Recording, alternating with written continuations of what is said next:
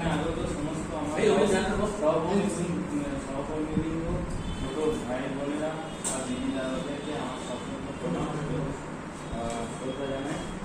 আজকে এমন একটা দিন যে দিনটাকে ব্যাখ্যা করা যায় না, হয়তো হৃদয় দিয়ে অনুভব করা যায় যে একজন কাজের মানুষ আমাদের থেকে কার্যগত কারণে অবসর গ্রহণ করছেন। তবুও আমাদের কিছু বলতে হয়, তাকে ওনাকে শুভেচ্ছা জানাতে হয়। এখানে ঘটকবাবু আছেন, কুমবাবু আছেন। শঙ্করবাবুকে আমি 2019 থেকে চিনি। শঙ্করবাবুর সঙ্গে আমার কথাও হয়েছে, অনেক আলোচনা হয়েছে এবং খুব ঘনিষ্ঠভাবে চিনেছি 2021-এর পর থেকে। তো শঙ্করবাবু খুব ভালো মনের মানুষ। শঙ্করবাবু কতটা কাজ করেন সেটা শঙ্করবাবুই তার প্রমাণ। মনের দিক থেকেও উনি খুব ভালো মানুষ। ওনার অবসর জীবন খুব ভালোভাবে কাটুন, উনি আমাদের সাথে আসবেন, এখানে থাকবেন, এটাই আমরা কামনা করি। এবং কখনো যদি আমাদের যদি কখনো কোনো প্রয়োজন হয় শঙ্করবাবু যেন অবশ্যই আসবেন বিনা দ্বিধায়।